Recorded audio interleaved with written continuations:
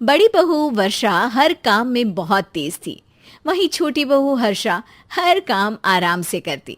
वर्षा को अपनी तेजी पर बहुत घमंड था। वो बात बात पर हर्षा को ताना मारा करती। एक दिन वर्षा किचन में खाना बना रही होती है और हर्षा से कहती है, देवरानी जी, इतना धीमे धीमे खाना बनाओगी तो लोग भूख से मर जाएंगे। पिछले जन्म में कछुआ थी क्या? मेरा तो पता नहीं, आप बहुत तेज हो। आप पिछले जन्म में घोड़ा थी क्या? वर्षा आराम से चली जाती है। खाना खाने के बाद वर्षा का पति गौतम, हर्षा का पति लोकेश और उनके माता पिता बैठकर टीवी देख रहे होते हैं। तभी सास कहती है, अरे रामायण लगा दो हर्षा। हर्षा धीरे धीरे चैनल बदलती है। जब तक रामायण के चैनल पर पहुंचेगी रावण मर भी चुका होगा। हाँ बेटा हर्षा, जल्दी लगा देना, राम भगवान के दर्शन कर लूं। जी लगा तो रही हूँ। इतना स्लो? सासू माँ इतने में तो अयोध्या जाके राम भगवान के दर्शन कराएंगी। सब वर्षा की बात पर हंसने लगते हैं। वर्षा हर्षा के हाथ से रिमोट लेकर रामायण लगा देती है। हर्षा बुरा नहीं मानती और वो भी हंसते हुए वहां से चली जाती है। एक दिन हर्षा खाना खा रही होती है। तभी वर्षा वहां आके कहती है, अरे कितना धीमे धीमे खा रही हो। इतने में तो शादी में 100 लोग खाना खा लेते। आधे घंटे से खाना खा रही हो तुम। अरे खाने को चबा चबा कर खाना चाहिए। हाँ हाँ, आप तो चबा के भी खाती हो और दबा के भी। अरे आपको मेरे धीरे खाने से दिक्कत है या ज्यादा खाने से? अरे आप धीमे खाओ या ज्यादा खाओ मुझे क्या। बस मैं ये कहने आई थी कि सुबह कुछ मेहमान आ रहे हैं, जल्दी उठ के खाना बना लेना, देर मत करना। साथ में बनाते हैं ना। तुम्हारे साथ बनाऊंगी तो स्पीड को 5वें गियर से पहले गियर पर ले आना पड़ेगा। अरे भाई, तुम्हारे साथ रहकर तो मेरी तेज रफ्तार पर भी असर पड़ेगा और मैं भी तुम्हारी तरह हौले हौले काम करने लगूंगी सब। ठीक है, मैं पराठे बना लूँगी और सब्ज़ी बना लूँगी। आप चपाती बना लेना और दाल बना लेना। हाँ हाँ ठीक है, पर अलग अलग ही बनाएंगे।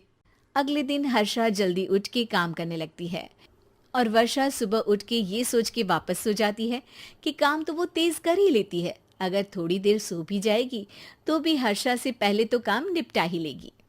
हर्षा बेटा, आज भगवान के लिए थोड़ा जल्दी हाथ चलाना। हाँ, मेहमान आने ही वाले हैं।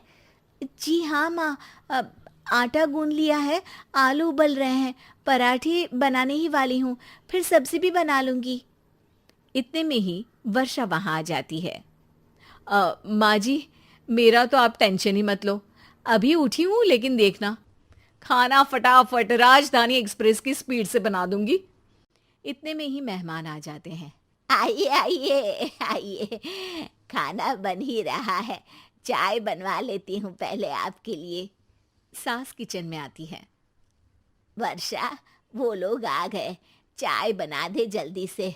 हर्षा को नहीं बोल रही क्योंकि वो तो सुबह की चाय देने में शाम कर देगी। चाय बन भी चुकी है माँ जी। वर्षा तेज ही नहीं, सबसे तेज है। अब चलिए मैं चाय लेकर आती हूँ। वर्षा मेहमानों के सामने चाय लेकर जाती है।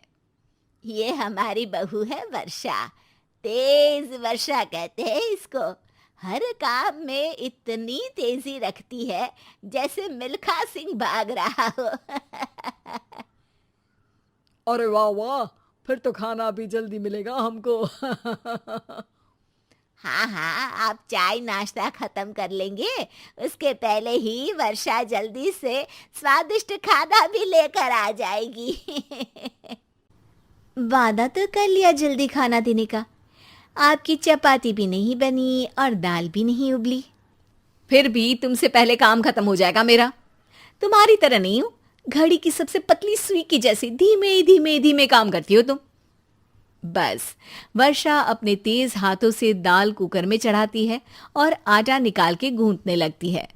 थोड़ी देर में कुकर की तेज सीटी बजती है और वर्षा का हाथ डोल जाता है। आटे में पानी ज्यादा पड़ जाता है। अरे रे, आटा तो ज्यादा गीला हो गया। वर्षा जब रोटी बेलने लगी तो एक भी रोटी गोल नहीं बन रही थी। कोई रोटी श्रीलंका के नक्शे जैसी थी तो कोई रोटी ऑस्ट्रेलिया के नक्शे जैसी बनती। वर्षा चिढ़ जाती है। कुकर फिर से जोर से सीटी मारता है। सास बाहर से आवाज देती है। वर्षा बेटा, आज स्पीड थोड़ी कम लग रही है। टाइम और लगने वाला हो तो बता दो बेटा। वर्षा को ये बात सुनकर बहुत बुरा लगता है। वो सोचना भी नहीं चाहती थी कि कभी उसकी तेजी पर कोई सवाल उठेगा। वहीं हर्षा धीमे धीमे अपना काम करती रहती है। वर्षा दाल बनाते वक्त भी इतनी घबरा जाती है कि जल्दबाजी में दाल में नमक ज्यादा गिर जाता है। वर्षा का खाना फिर भी हर्षा से जल्दी तो बन जाता है और जब खाना मेहमानों के सामने लगता है तो सब हर्षा के खाने की तारीफ करते हैं। अरे पराठी तो कमाल की बनी है और सब्जी भी। बस दाल में नमक थोड़ा इधर उधर हो गया है। वर्षा को बहुत शर्म आती है और वो नीचे सर करके खड़ी रहती है। तभी हर्षा कहती है, वो ना मैं थोड़ी जल्दबाजी कर गई और नमक ज्यादा हो गया, पर पराठे तो वर्षा भाभी ने ही बनाए हैं, इसीलिए तो अच्छे बने हैं। वर्षा ने कभी नहीं सोचा था कि हर्षा के काम की इतनी तारीफ होगी, लेकिन वो उसका यश वर्षा को दे देगी।